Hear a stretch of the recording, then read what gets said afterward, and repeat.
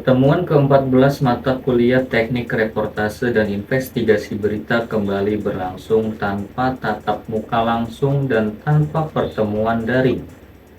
Sama seperti minggu sebelumnya, seluruh mahasiswa diarahkan untuk fokus melanjutkan proyek besar, yaitu pembuatan video investigasi secara berkelompok. Saya tergabung dalam kelompok 2 yang mengangkat isu dugaan ketidaktepatan sasaran beasiswa KIP kuliah. Dalam Learning Journal Report kali ini, saya akan melaporkan perkembangan terbaru dari proses investigasi yang kami lakukan. Saya Muhammad Fauzan. Inilah laporan selengkapnya.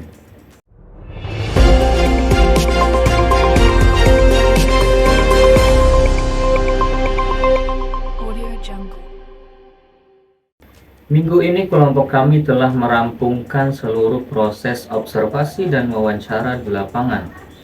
Semua upaya tersebut dilakukan untuk menggali data yang benar-benar akurat, sehingga investigasi kami tidak hanya berdasarkan opini, tetapi berdasarkan fakta dan temuan di lapangan.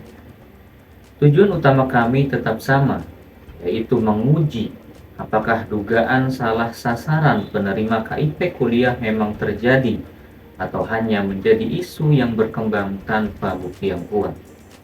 Salah satu langkah penting dalam investigasi kami adalah mewawancarai mahasiswa yang sempat mendaftar KIP kuliah tetapi tidak dinyatakan lolos. Dari wawancara tersebut kami ingin mengetahui bagaimana proses seleksi mereka berjalan, kendala apa yang dihadapi, serta bagaimana kondisi ekonomi keluarga mereka secara faktual. Informasi ini menjadi pembanding yang penting untuk melihat apakah ada ketidaksesuaian dalam proses verifikasi berkas dan keputusan akhir penyaluran KIP. Kami kemudian menemui pengurus Forum Keluarga Besar Mahasiswa KIP. Dari organisasi ini kami menggali bagaimana bentuk pengawasan internal terkait penerima KIP.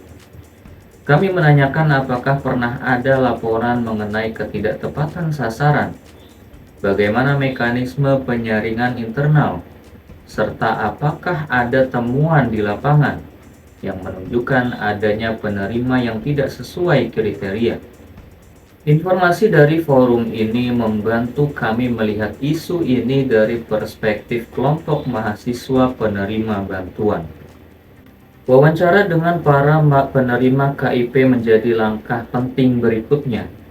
Kami menelusuri latar belakang ekonomi mereka, proses verifikasi berkas, serta bagaimana kondisi real mereka dibandingkan dengan dokumen yang diajukan. Dari sini kami ingin memastikan apakah penerima KIP benar-benar berasal dari keluarga yang tidak mampu, atau justru ada celah yang membuat bantuan ini diterima oleh mereka yang sebenarnya tidak memenuhi kriteria. Temuan ini juga menjadi pembanding bagi opini yang berkembang di masyarakat. Selain narasumber dari kampus dan mahasiswa, kami juga meminta klarifikasi dari salah satu pihak kelurahan terkait proses penerbitan surat keterangan tidak mampu atau SKTM. Kami menanyakan bagaimana prosedur penilaian dilakukan, bagaimana verifikasi kondisi warga dilakukan, dan apakah mungkin terjadi manipulasi atau ketidaktepatan data. SKTM adalah salah satu dokumen penting dalam pendaftaran KIP, sehingga kami perlu memastikan bagaimana proses pembuatannya berjalan.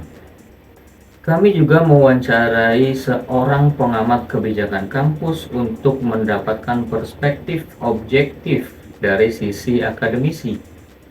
Dari wawancara ini kami menggali bagaimana proses penyaluran beasiswa dilihat dari sudut pandang kebijakan pendidikan. Apakah sistem seleksi sudah cukup ketat? Apakah ada evaluasi rutin? Dan apakah proses verifikasi berjalan sesuai standar yang ditetapkan oleh pemerintah? Pendapat ahli menjadi penting agar hasil investigasi kami tidak hanya bersumber dari satu arah. Seluruh temuan dari berbagai narasumber kemudian kami padankan dengan informasi resmi dari pihak kampus, serta kebijakan nasional KIP kuliah. Kami mulai menyusun pola besar. Apakah ada kecenderungan salah sasaran? Apakah seleksi berjalan dengan transparan? Atau apakah isu ini lebih banyak disebabkan oleh salah paham dan kurangnya informasi di kalangan mahasiswa? Setelah pengumpulan data selesai, kami memasuki tahap berikutnya, yaitu editing video. Setiap rekaman wawancara, dokumentasi lapangan, dan hasil observasi mulai kami susun dalam alur investigatif yang jelas, runtut, dan mudah dipahami.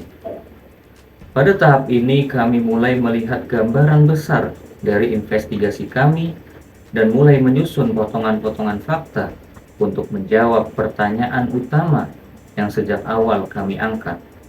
Pertemuan ke-14 ini menegaskan bahwa jurnalisme investigasi bukan hanya soal mencari informasi, tapi juga soal membangun objektivitas dari berbagai sudut pandang.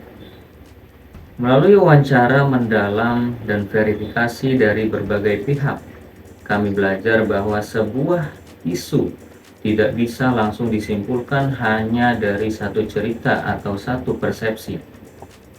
Butuh proses panjang untuk menemukan kebenaran di tengah opini yang beredar.